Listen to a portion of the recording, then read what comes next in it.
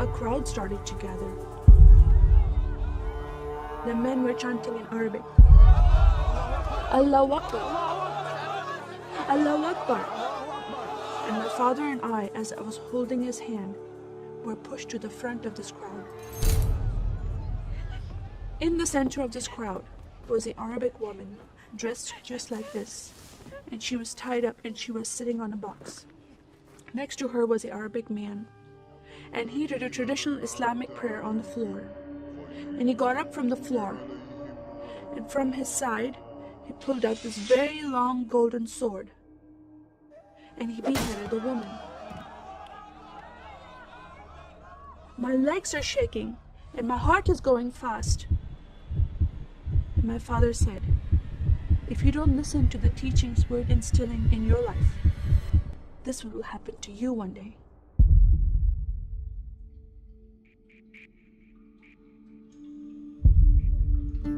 I was born and raised in a small country by the name of Kuwait, a community of 98% Muslim population. 2 of my uncles are imams, and 1 is president of a mosque, where I would hear the call to prayer 5 times a day. As a Muslim, the word Yahudi, which means Jew, was instilled in me as a bad word, as a cuss word. Yahudis should not exist. They should be killed, and I never thought to question why would I hate them. I never met Jewish people in my life. They never did anything to harm my family. I just hated them. Just the word brought hatred in my heart. It's very important to learn the Quran and the Hadith and even memorize it in Arabic. I even entered a competition where you recite a long chapter in front of Islamic leaders and teachers.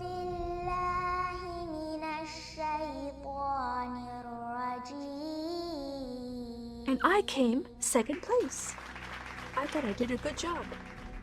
But my father said, no, that's not good enough. Most of my life for me, it was alone, by myself, broken person, in need of love from my family, but I never received it from them. I tried to experience this love from Creator God, from Allah. In my prayer times, I lifted up my hands and I cried out to Allah for help. Please have my father stop beating my mother. Please have my father stop beating me. But no help came. God is not a personable God to Muslims. God doesn't say, I love you.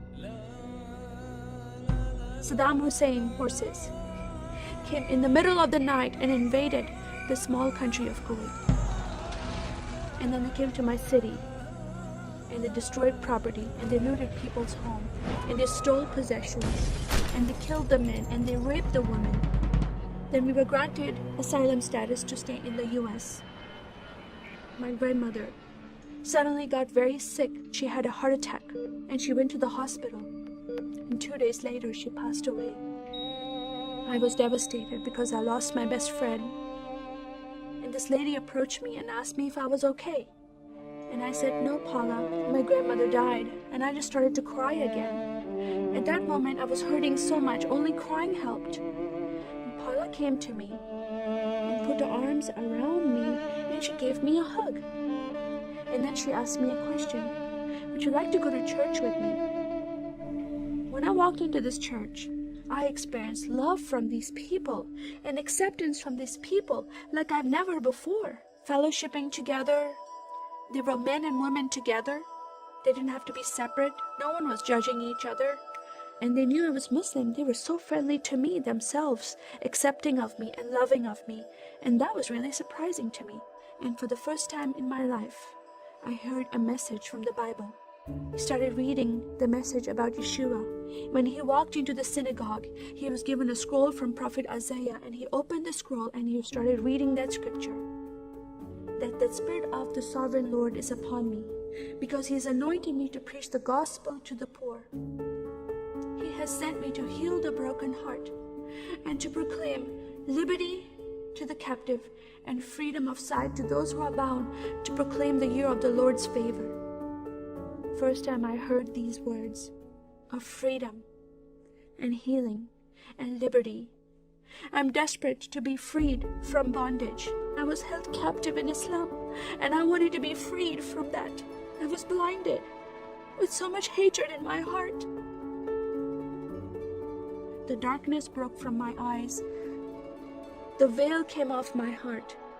I knew the decision I was making to leave Islam is a big decision. By Sharia law, Islamic law, it is death penalty.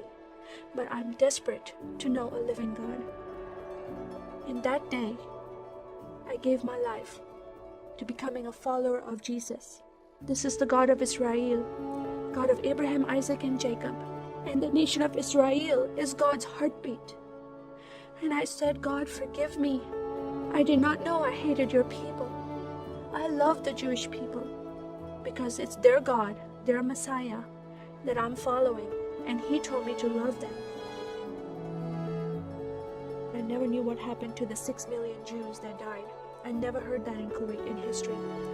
Now that I met Holocaust survivors, I know their story, and I shared my story with them. Your God, your Messiah, changed my heart, giving His life for me, so I can have life everlasting. He rescued me. He saved me. He came and brought joy in my life again. And I'm a blessed woman. And I start crying, and they start crying. And we are able to relate to each other, and they embrace me, and they love me, and they experience some healing, I believe, when they hear my story. That is a privilege to have that in my life.